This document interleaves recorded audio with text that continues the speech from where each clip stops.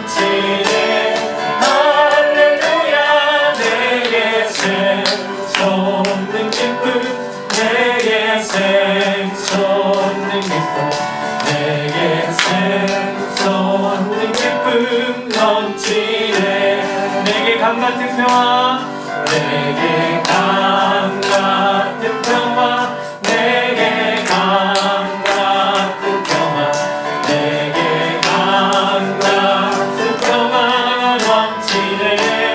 할렐루야.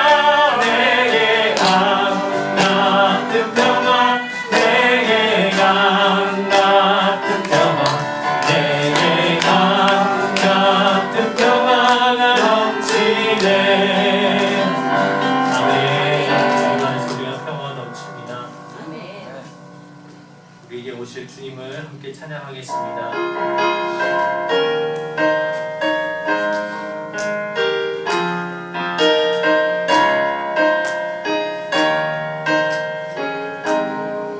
예수 우리 왕이여,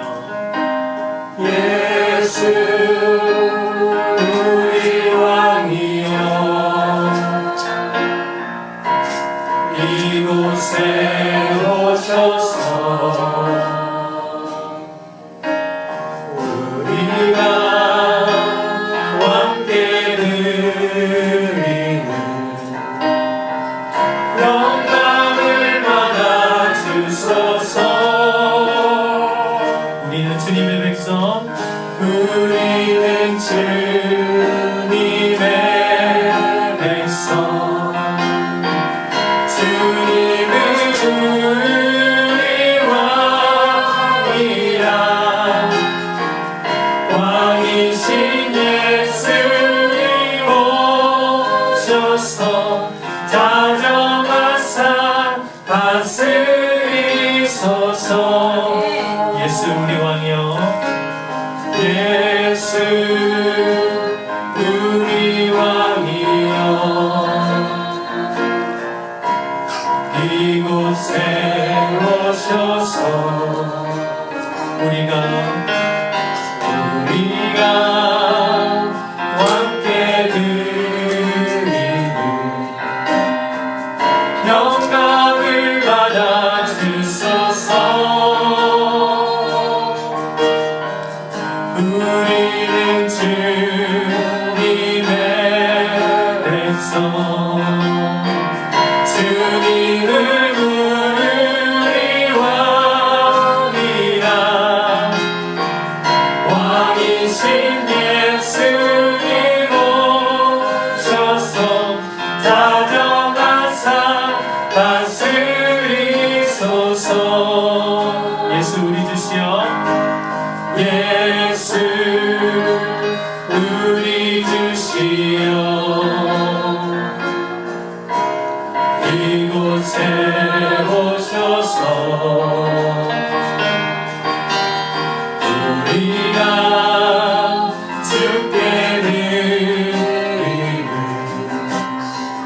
찬양을 받아주소서. 우리는 주님의 종들, 주님을 의지하라. 주 대신 예수님 오셔서 이 찬양을 받아주소서.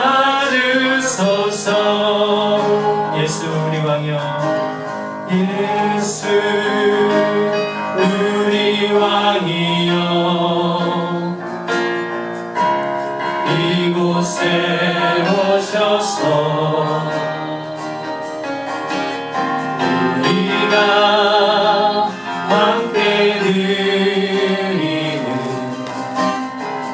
영광을 받아주소서. 우리는 주님의 백성, 주님은 우리 왕이라.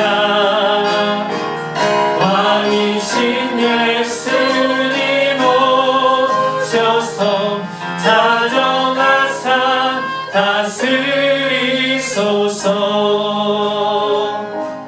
아멘.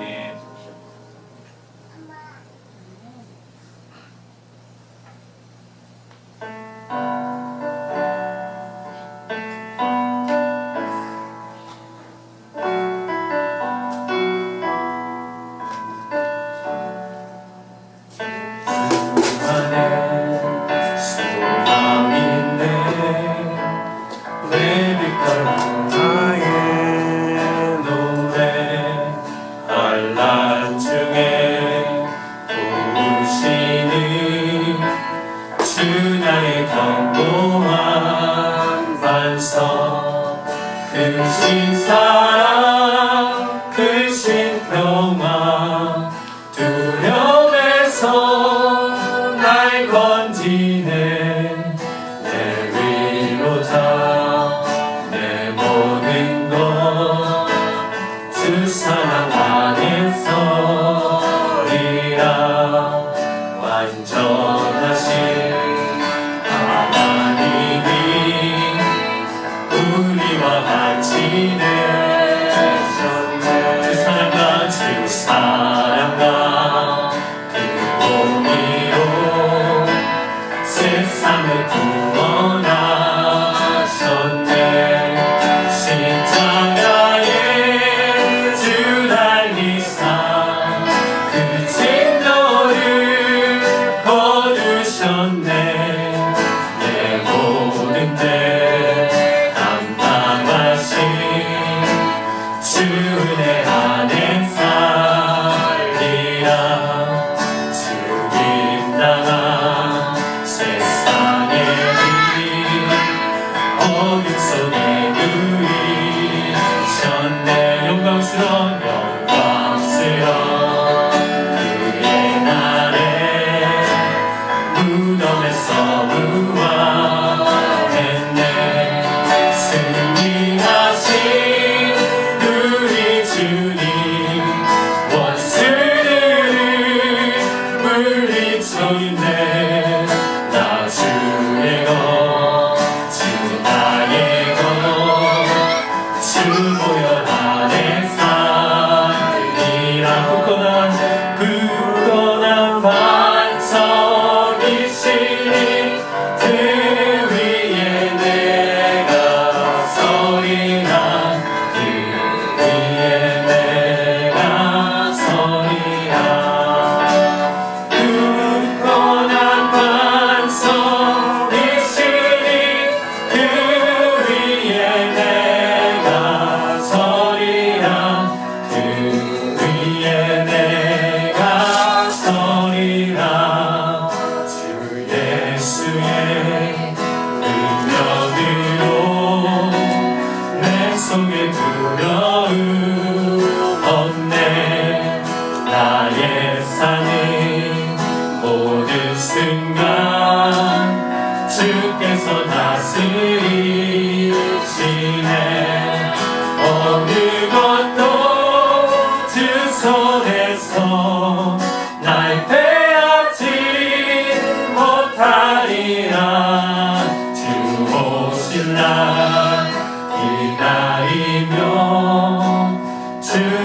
안에서 어느 것도 주 손에서 날 빼앗지 못하리라. 주 오실 날 기다리며 주 능력 안에 살리라.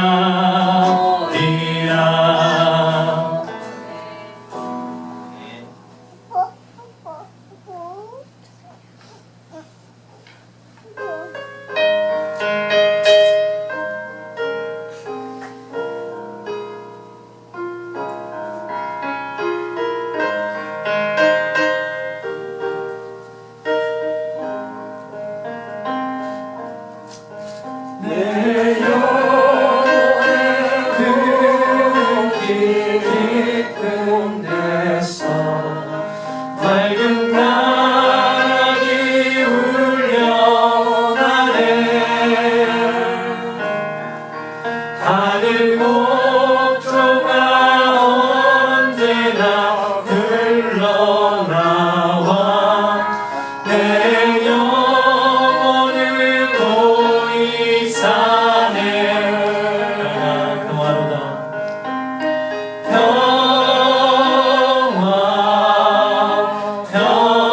평화로다. 하늘 위에서 내려오네. 그 사랑의 물결이 영원토록 내 영혼을 덮으소서.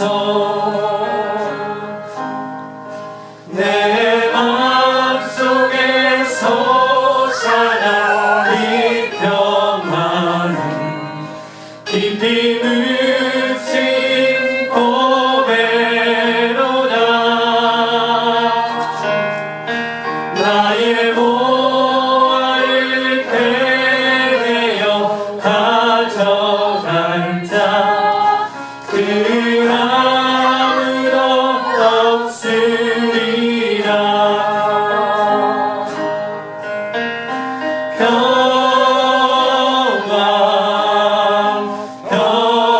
평화로다.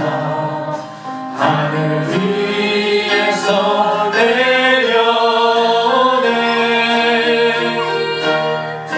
그 사랑의 물결이 영원토록 내 영혼을 덮으소서. 영혼의 평화가 내 영혼의 평화가 넘쳐나는 주의 큰 복을 받으리라. 내가 주야로 주님과 함께 있어 내 영혼을 편히시네.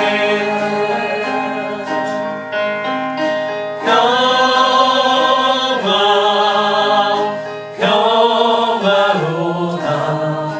하늘 위에서 내려오네.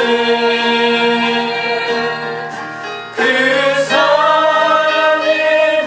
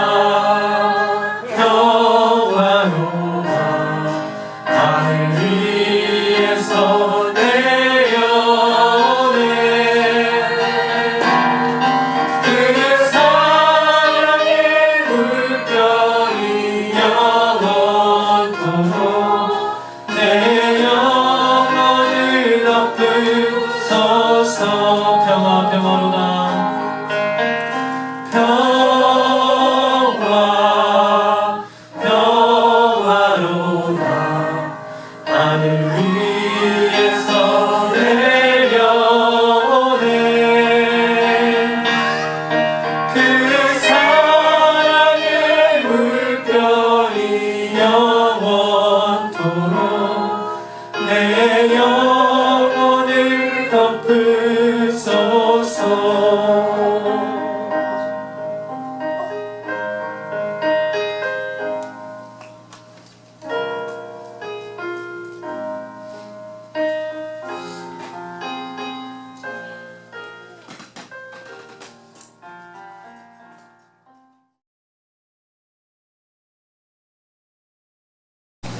다 같이 기도 드리시겠습니다.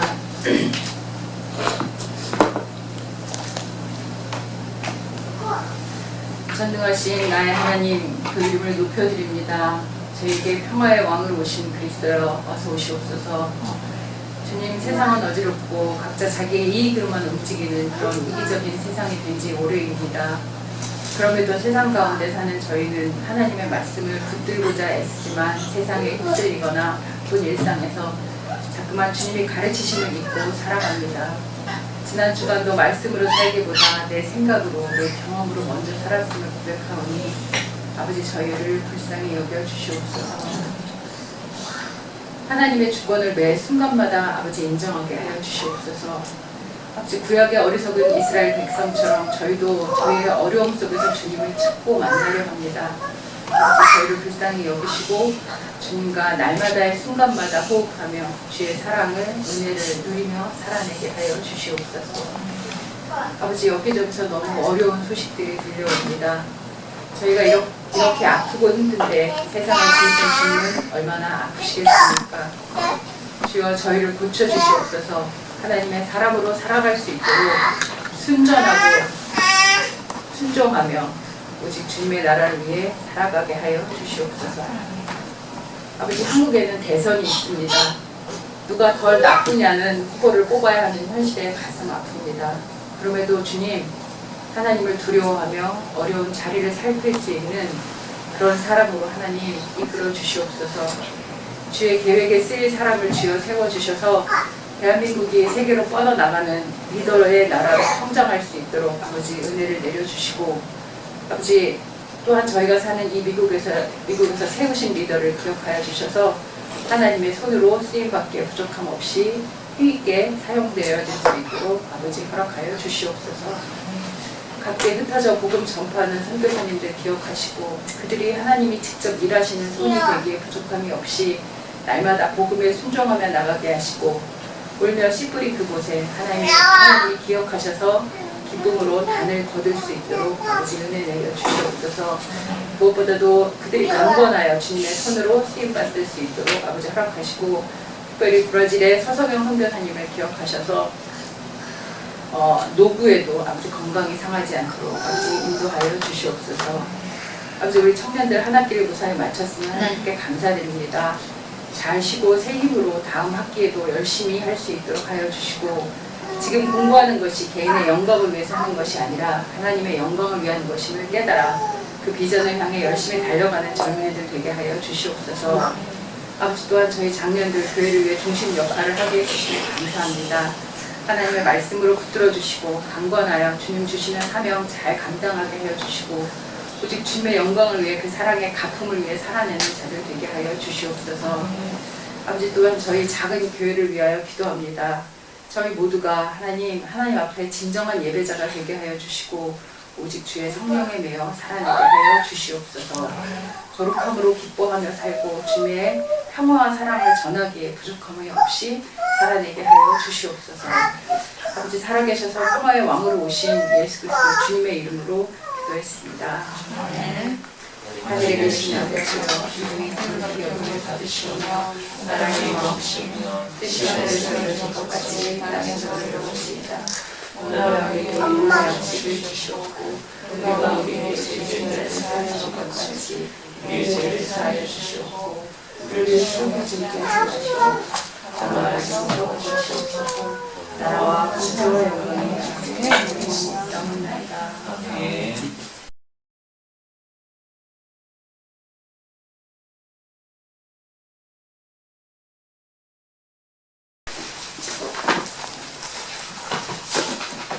오늘 말씀은 미가서 5장 2절부터 5절입니다. 5절은 중간까지만 공독하도록 하겠습니다. 그러나 너 베들레헴 에브라디아 너는 유다의 여러 족속 가운데서 작은 족속이지만 이스라엘을 다스릴 자가 내게서 내게로 나올 것이다. 그의 기호는 아득한 옛날 태초에까지 거슬러 올라간다. 그러므로 주님께서는 해산하는 여인이 아이를 낳을 때까지 당신의 백성을 원수들에게 그대로 맡겨주실 것이다. 그 뒤에 그의 동포 사로잡혀가 있던 남은 백성이 이스라엘 백성에게로 돌아올 것이다. 그가 주님께서 주신 능력을 가지고 그의 하나님이 주님의 이름이 지닌 그 위엄을 의지하고 그의 때를 먹을 것이다. 그러면 그의 위대함이 땅같이 이를 것이므로 그들은 안전하게 살아갈 수 있을 것이다. 그리고 그는 그들에게 평화를 가져다 줄 것이다.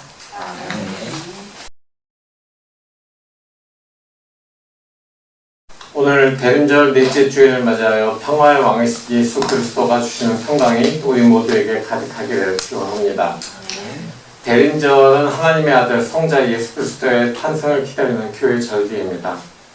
왜 예수 그리스도의 탄생이 중요하고 대림절을 우리가 교회의 절기로 지키는 것일까요? 긴 이야기를 정리해서 이야기한다면 이렇습니다.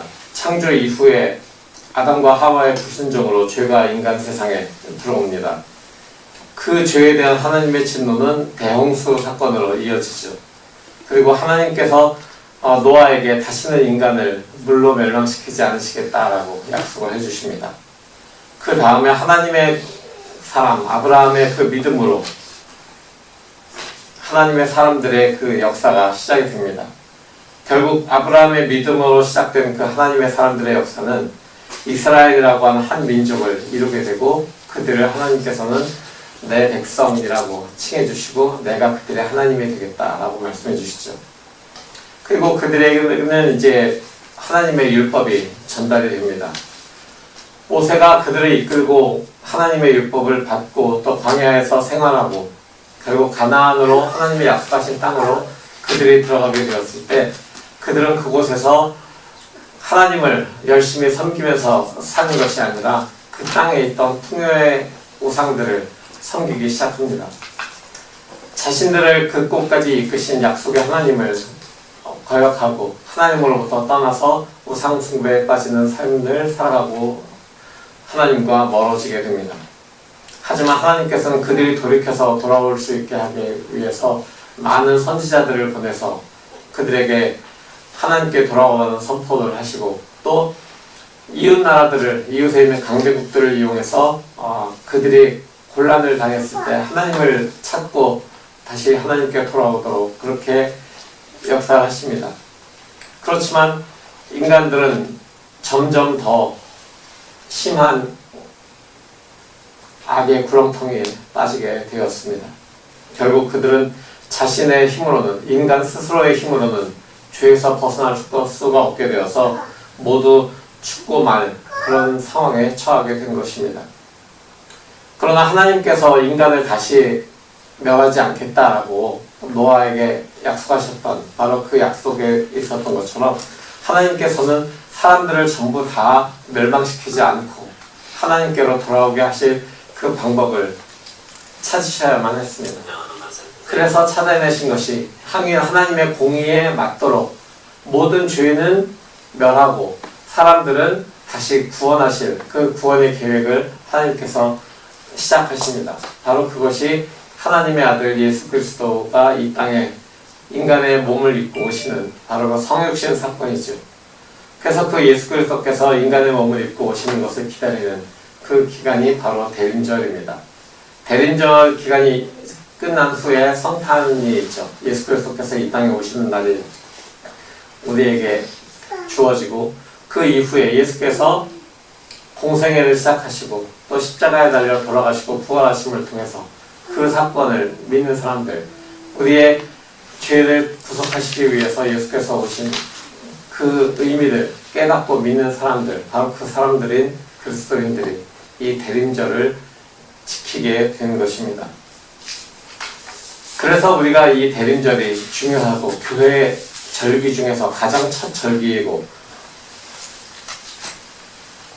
교회 절기에서 가장 첫 절기로 지키는 이 대림절을 우리가 중요하게 4주 동안이나 지키는 이유가 바로 거기에 있습니다.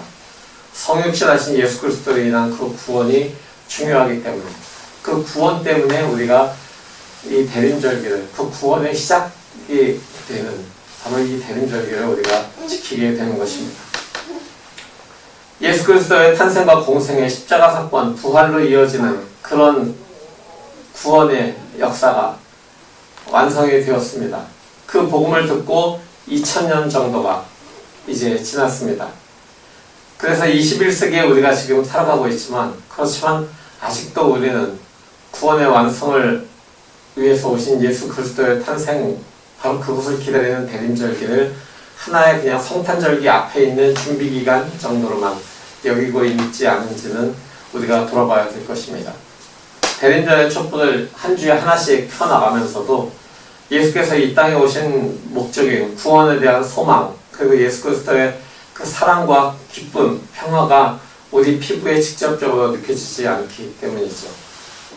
세상은 소망, 사랑, 기쁨, 평화를 구하지만 그 근원이 우리 주님께 있지 않고 세상에 주는 권력, 재물, 지식, 명성 이런 거에 있기 때문에 진정한 소망과 기쁨과 사랑과 평화를 누리지 못하고 있습니다. 이거는 개인이나 국가에서도 마찬가지입니다. 심지어 교회 공동체에 속한 사람들에게도 마찬가지 현상들이 일어나고 있습니다. 그래서 이제 많은 그리스도인들의 그 신앙이 마치 롤러코스터를 탄 것처럼 한때는 올라갔다가 다시 또 밑으로 내려가고 다시 또 올라갔다 내려갔다 하는 것을 반복하고 있습니다. 진정한 예수 탄생의 목적과 구원의 기쁜 소식, 그로 인해서 우리가 누리게 될 소망, 사랑, 기쁨, 평안을 기다리는 사람들에게 대림절 신앙이 주는 의미를 바르게 전해야 되는 것, 그것이 저같이 이제 사역으로 부름받은 사람들의 그런 역할이고 또 그것을 바르게 전했을 때 그것을 바르게 듣고 이해하고 또 살아내는 것이 모든 그리스도인들의 삶에 주어진 책임이라고 하겠습니다. 그리스도 예수의 탄생을 기다리는 대림절 신앙, 이것은 구약에 그 뿌리를 두고 있습니다. 주로 이사야 선지자를 통해서 알려져 있기도 하지만 오늘 읽은 성서 일과의 미가 선지서에도 그 예수 그리스도의 오심이 나타나고 있습니다. 미가서 5장 2절을 한번 펴서 읽어보겠습니다. 미가서 5장 2절입니다. 그러나 너 베들레헴 에브라다야, 너는 유다의 여러 족속 가운데서 작은 족속이지만 이스라엘을 다스릴 자가 내게서 내게로 나올 것이다. 그의 기원은 아득한 옛날 태초에까지 거슬러 올라간다. 이 2절에서 나오는 에브라다라고 하는 지명이 있습니다. 이 에브라다는 베들레헴의 옛 지명이라고도 얘기하고요. 또는 베들레헴에 살고 있는 작은 그런 어떤 이스라엘 사람들 중에서 작은 지파를 이야기도 하기도 합니다. 이 에브라다의 그 의미는 풍요롭다 또는 열매가 풍성하다라고 하는 그런 의미를 가지고 있는데 이 에브라다라고 하는 그 지명과 관련된 에브라시라고 하는 그 민족의 한 줄기는 유대 민족에서 아주 미약한, 그러니까 학자들에게만 한 1000명 미만의 아주 작은 그런 사람들이 속한 집안이라고도 이야기합니다. 마치 우리가 족보를 볼 때 뭐 어디 무슨 본관이 어디고 그 다음에 그 중에서 무슨 파, 무슨 뭐 학렬 이런 걸 따지는 것처럼 아주 작은 그런 민족의 부분이 바로 에브라시라는 그 족속이었습니다. 그래서 이 에브라시라고 불리는 집안의 이야기가 성경에서 어디에 먼저 나오냐 하면은 사무엘상 17장에 나옵니다. 사무엘상 17장에 보면은 다윗은 유다 땅 베들레헴에 있는 에브라 사람 이새의 아들이다. 이렇게 말씀에 적혀 있습니다. 사무엘이 하나님의 말씀에 따라서 사울을 이을 이스라엘의 왕을 찾는 과정에서 만난 사람이 바로 다윗이죠. 그래서 이 다윗을 만난 이후에 그에게 기름 부은 이후에 일어난 다윗에 대한 소개를 성경은 이렇게 이야기합니다. 오늘 함께 읽은 미가 5장 2절의 선포에 따르면은 에브라 족속에 살던 베들레헴은 비록 작은 마을이지만 거기서 위대한 인물이 나올 것인데 그 기원이 아득한 옛날 태초까지 거슬러 올라간다라고 지금 성경 구절이 이야기합니다. 에브라 집안에서 첫 번째 위대한 인물은 그냥 우리가 아는 대로 다윗이라는 인물이죠. 이스라엘의 두 번째 왕이기도 하고 또 하나님 마음에 합한 그런 귀한 믿음을 가졌던 사람이기도 합니다. 근데 다윗의 후손 중에서 에브라 집안에서 가장 위대한 인물이 나타날 것이다 라는 그런 이야기를 미가에서 예언하고 있습니다.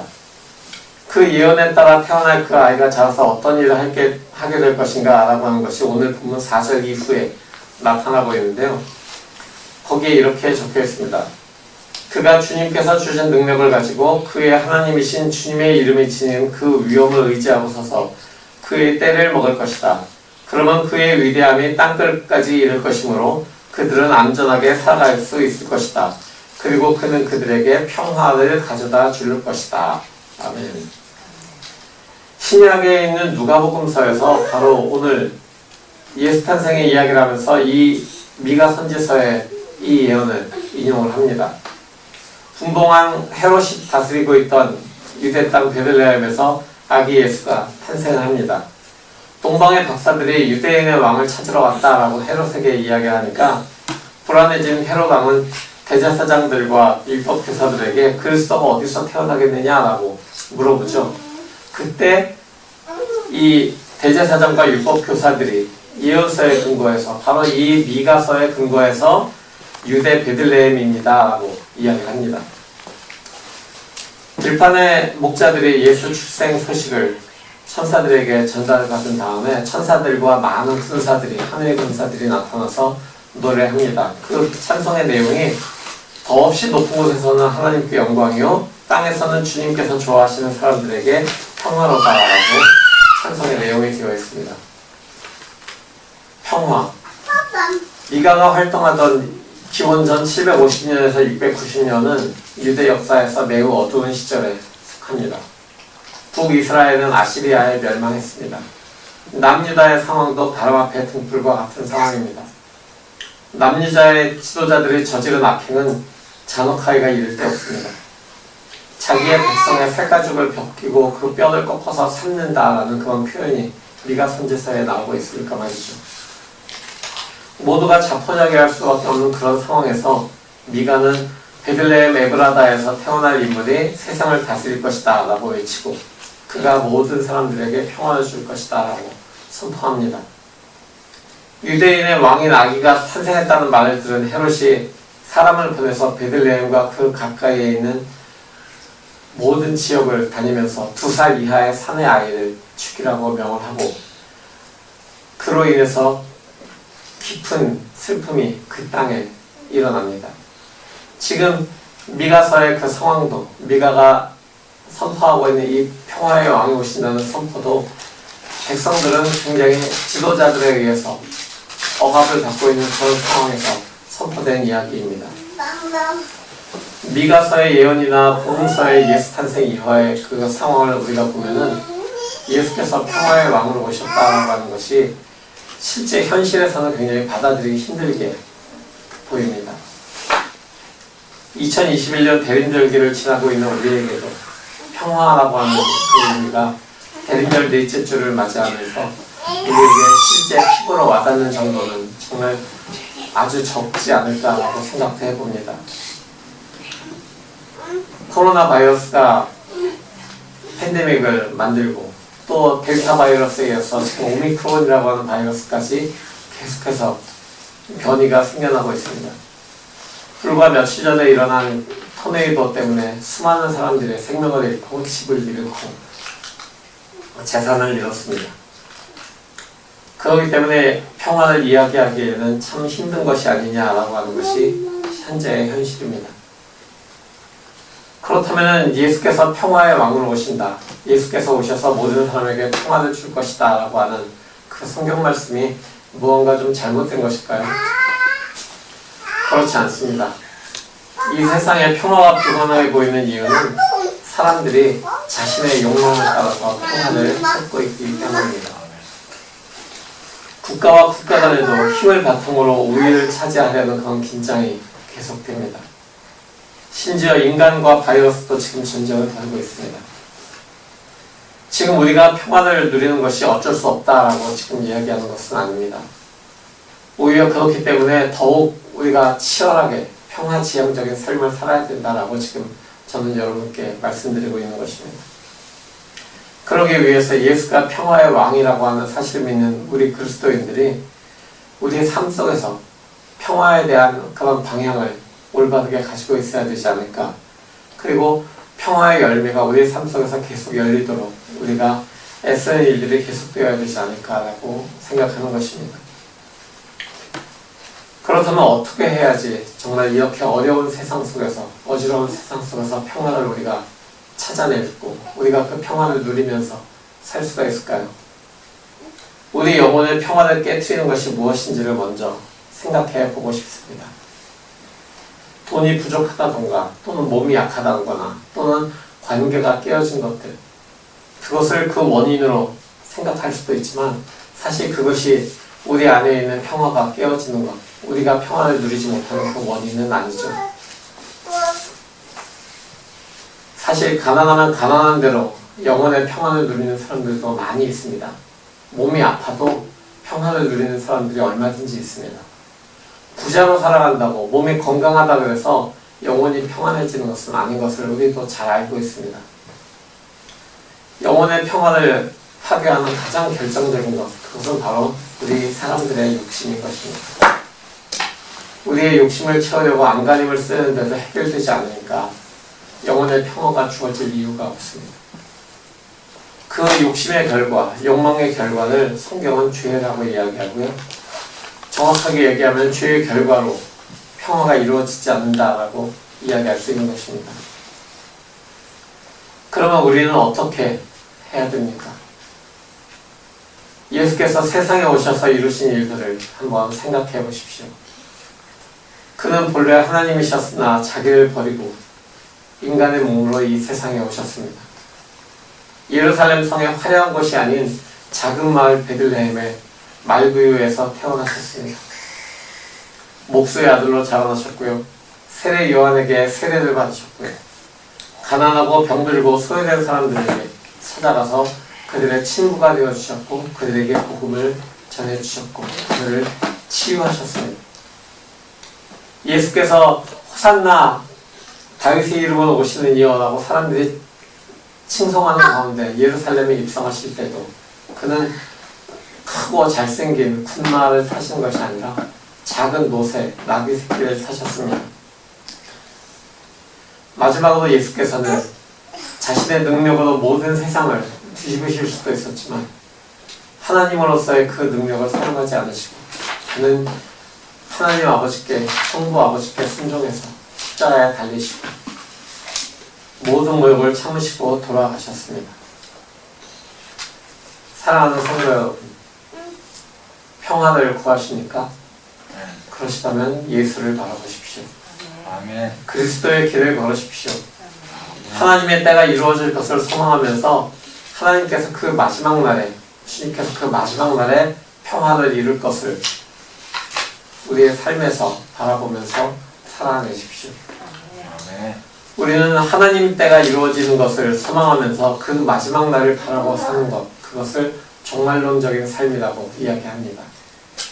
하나님의 때가 언제 이루어질지 그것이 이루어져야지만 모든 평화와 사랑과 기쁨과 소망이 다 완성되는 그 때일 것인데, 근데 그것을 그때에 가서 누리는 것이 아니라 지금 바로 여기에서 그것을 살아내는 것, 그 하나님의 날, 그 종말의 때를 지금 우리가 살고 있는 여기에서 살아내는 것, 그것이 우리 그리스도인들이 해야 될 일인 것입니다. 그것이 종말론적인 삶인 것입니다.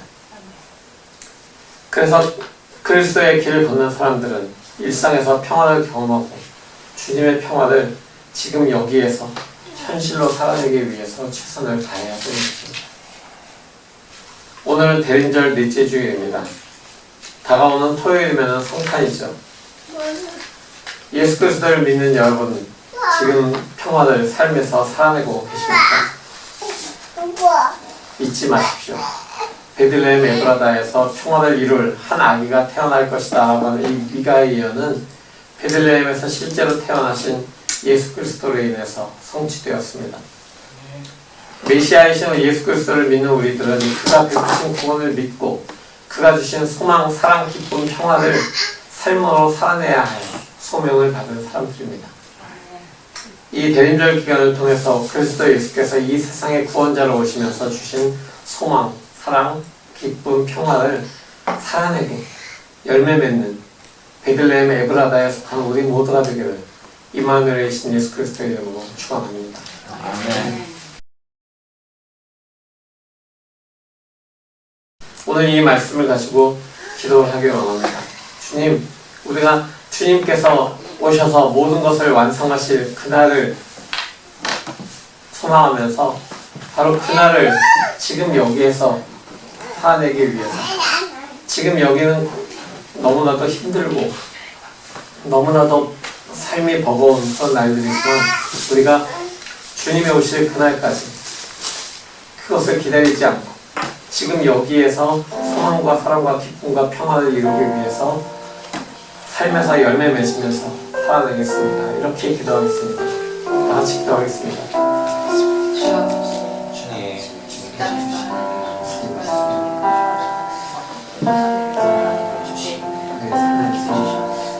주님, 내 안에 욕심이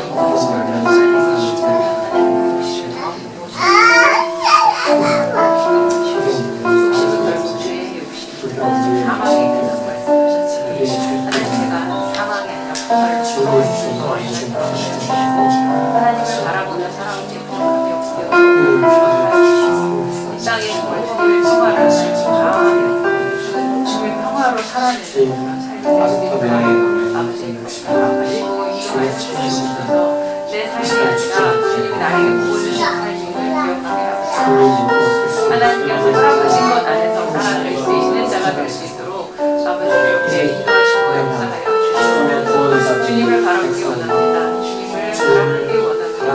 말씀대로 살기 원합니다. 순종하며 살기 원합니다. 순종하게 주님의 뜻에 맞춰 살아가는 자가 될 수 있도록 축복하시고 내가 내 죄를 미워하는 이 세상을 이기며 살아가는 사람을 하나하나 주님의 것으로 채워주시옵소서. 주님의 것으로 채워주시옵소서.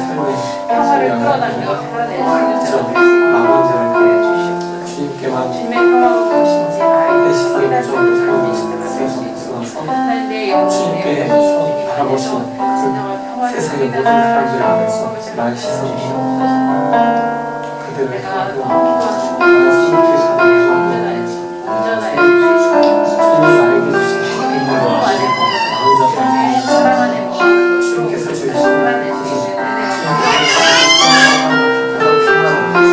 아무도 주님이 오시면 때까지 땅 끝까지 전할 수 있는 그 모든 성도의 사랑을 내가 지었기 때문에 그 소명을 받았기 때문에 지금 이 땅에서 주님과 함께 통역하는 복음의 전파자로서 살아가고 있는 것을 지금 다시 한번 확인하고 깨달아서 주님 주님의 뜻대로 사랑해 주시옵소서. 그렇게 해주시면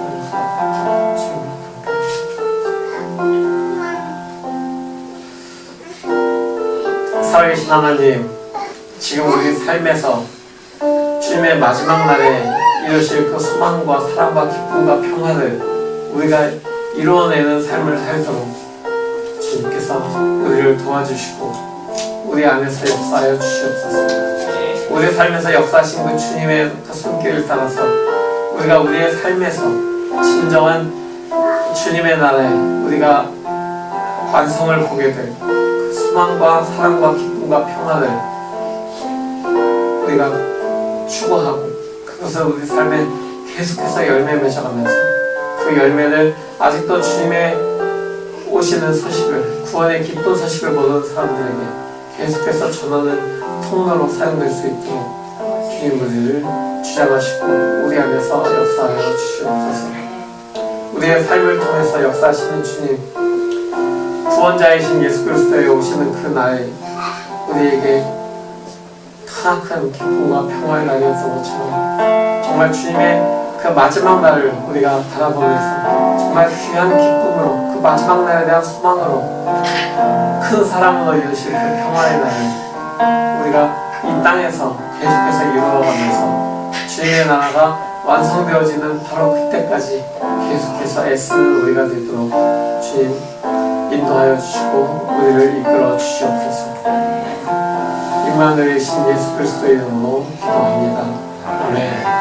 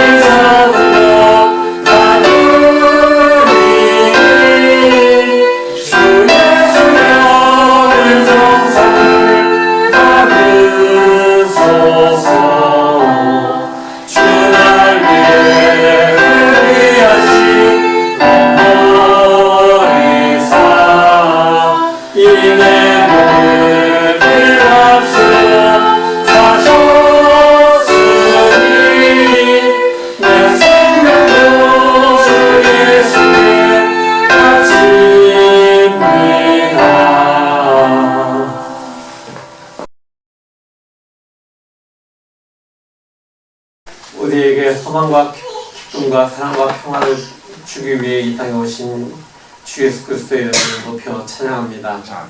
우리에게 이 세상에서 부족함이 없이 살아갈 수 있도록 어려움 당하지 않도록 우리에게 물질의 복을 또한 주심을 감사드립니다.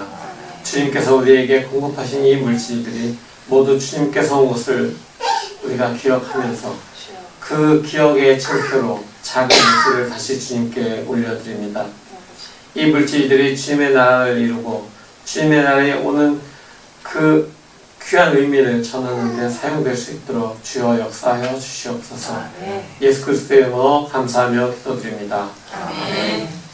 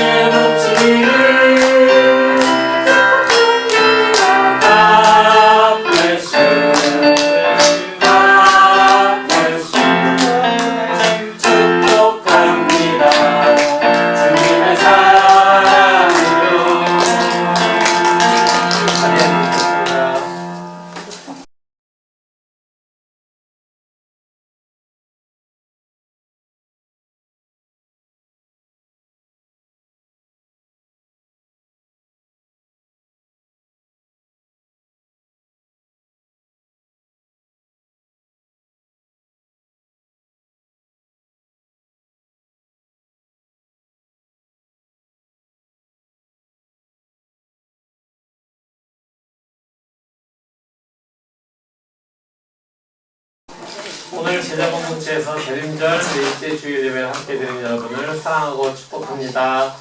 다음 주일 예배를 섬기실 분 대표기도 김한나 사모님, 성경 봉독은 박정혜 성도님 해주시면 되겠습니다.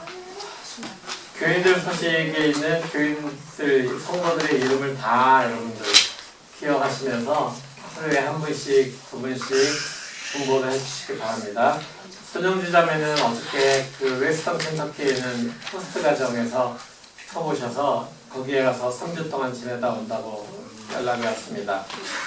코로나로 선교지의 상황이 어려운 가운데서도 복음 전파에 힘쓰시는 선교사님들, 선교지를 위해서 계속해서 기도해 주시기 바랍니다. 인도의 윤서태 유성애 선교사님, 미얀마의 이산열 김현정 선교사님, 또 브라질의 서성명 선교사님을 위해서 계속 기도해 주시고요. 또 우리가 후원하고 있는 컴패션을 통해 후원하고 있는 그 아이들을 위해서도 기도해 주시기 바랍니다.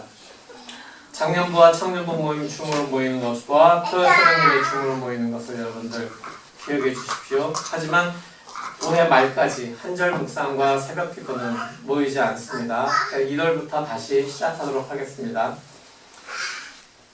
오는 금요일 저녁 12월 24일 저녁에 모일 성탄 2부 예배, 거기에서 우리가 성탄 헌금을 드리겠습니다. 성탄 헌금을 제가 계속 어떻게 주님 이것을 사용하기를 원하십니까? 라고 기도하고 있는데요.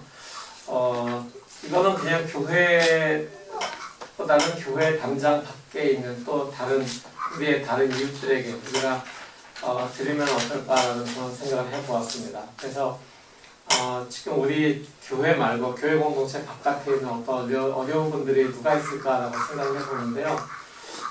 윌슨 켄터키의 그 토네이도 피해 입은 곳에 우리가 그 헌금을 보내는 것이 어떨까라고 생각이 듭니다. 그 보내는 방법은 그 윌슨 켄터키를 돕는 그 사이트가 있더라고요. 그래서 거기로 우리가 보낼 수도 있고 또는 지금 소식을 들으니까 한인회에서도 켄터키 한인회에서도 같이 모든 그 펀드를 모아가지고 한꺼번에 보내려고 하는 그런 시도를 하시더라고요. 그래서 켄터키 한인회에다가 같이 해서 그렇게 켄터키에 사는 한인들의 이름으로 보내는 것도 좋지 않을까라고 생각을 합니다. 그래서 지금 장로교회도 그렇고 연합감리교회도 그렇고 저희 교회도 그렇고 또 성당에 다니시는 캐톨릭 분들도 그렇고 그래서 한 마음으로 지금 한인들이 정성을 모으고 있는 것으로 제가 한인회장님께 전해 들었습니다. 교회 달력이 필요하신 분들은 더 가져가셔도 될 것 같습니다. 아직 여유가 조금 더 있고요. 그래서 이번 주일에 지금 가져가신 이후에 남은 것들을 저희가 서울식품과 동양식품에다가 조금 더 갖다 드려서 그곳에서 전도의 문을 여는데 사용할 수 있기를 원합니다. 올해 말까지 한절 묵상과 새벽 기도에 쉰다는 말씀을 드렸죠. 그리고 12월에 있을 모든 행사가 금요일이에요. 12월 24일 성탄 2부 촛불 예배도 금요일이고 그 다음에 송구영신 예배도 금요일이라서 사실 금요일에 청년부 모임, 토요일 새벽에 새벽 기도 이런 것들이 전반적으로 조금 어려울 것 같아서 그렇게 쉬기로 한 것입니다. 12월 24일 저녁 7시에 교회에서 성탄 2부 촛불 예배를 드립니다. 그러니까 이때는 미국 사람들은 식구들이 다 나오더라고요. 그러니까 우리도 가능하면은 식구들과 함께 그동안 얼굴 보지 못했던 우리 식구들이 다 같이 나왔으면 좋겠습니다. 12월 31일 금요일 밤 11시에 송구영 신예배를 드리겠는데요. 자세한 내용은 단톡방에 올리겠다고 제가 주보에는 써놨는데 대부분 12월 31일 송구영 신예배를 드리기 전에 저녁에 저희 집에 모여서 떡국으로 같이 저녁 식사를 하거든요. 떡국 드시고 또 윷놀이도 하고 게임을 통해서 또 다양하게 상품도 사가시고 이런 시간을 가지면 좋지 않을까라고 그렇게 생각을 합니다. 그래서 12월 31일 저녁에 한 6시 정도나 6시 반 정도면 너무 이렇게 일찍 오시면 오랜 시간 또 있어야 되니까 우리가 한 6시 반 정도로 함께 모여서 떡국을 저녁으로 먹고 그리고 다과도 드시고 거기다가 또 윷놀이도 하고 이렇게 그러다가 조용하게 또 한 해를 마무리하는 그런 이야기 나누면서 예배로 같이 들어가면 어떨까라고 생각을 합니다. 그래서 그날은 조금 오랫동안 되실 건데 저희 집에서 하게 되니까 그렇게 불편하지는 않으실 거예요. 그래서 일단은 그날은 복장을 너무 교회에 오시는 것처럼 하진 않고 좀 편하게 입고 오셔도 될 것 같습니다. 그래서 송구영신 예배를 그렇게 드리겠습니다. 그리고 다음 주일 중요한 광고인데요. 다음 주일 예배 후에 2021년 제자교회 당회로 모입니다. 당회로 모이는 것은 지난주에 말씀드린 것처럼 코로나로 인해서 우리가 많은 활동을 하지 못했다는 것 때문에 각 부서별 보고라든가 이런 것들도 사실은 크게 없어요. 선교부 외에는 선교부 재정부 외에는 사실 그 많은 활동이 없었기 때문에 그냥 선교부하고 재정부하고의 보고를 해주시고 그 다음에 보고가 필요하신 부서들 또 조금씩 하실 내용이 있으시면 저에게 카톡으로 보내주시면 제가 파워포인트로 정리해서 그날 앞에 같이 띄워놓고 보도록 하겠습니다. 이제 다 같이 일어나셔서 우리 파선의 말씀 나누고 서로 예를 마치도록 하겠습니다.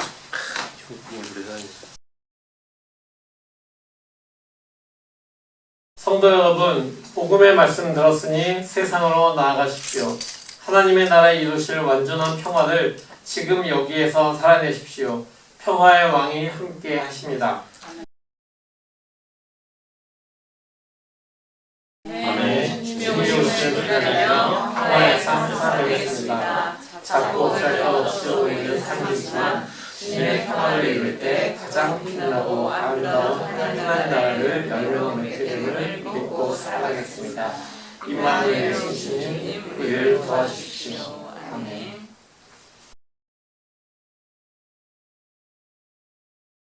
이 세상에 빛으로 오신 주님, 말씀으로 오신 주님, 우리에게 귀한 주님의 소망과 사랑과 기쁨과 평화를 허락하시니 감사합니다.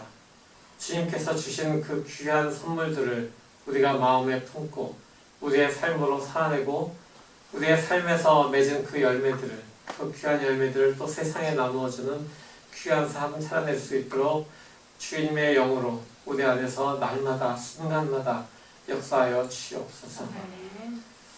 이제는 우리 주 예수 그리스도의 무한하신 은혜와 아버지 하나님의 지극하신 사랑하심과 성령님의 내주하심과 역사하심이 지금 주님 앞에 나와 예배드리고 주님의 평화를 삶으로 살아내기로 결단하고 돌아가는 모든 성도들의 머리 위에 영원토록 함께 하시옵기를 간절히 축원하옵나이다.